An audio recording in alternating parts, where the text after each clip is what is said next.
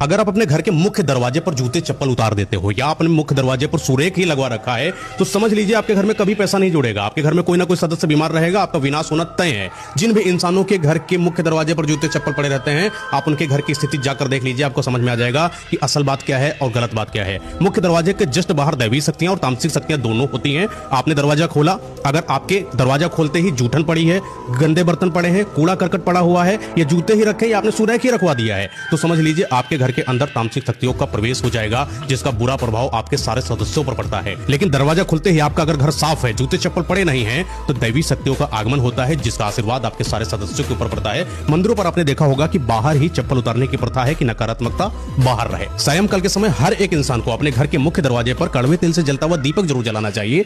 ऐसा करने से क्या होता है, बाहरी नकारात्मकता जो आपके घर में प्रवेश करने की कोशिश करती है वो बाहर ही जलकर राख हो जाती है, जिसका बुरा प्रभाव आपके किसी भी सदस्य पर नहीं पड़ता है। ये सुरेख, ये जूते अपने घर के पिछले हिस्से पर रखना चाहिए, पिछले हिस्से पर उतारना चाहिए, मुख्य दरवाजे पर नहीं।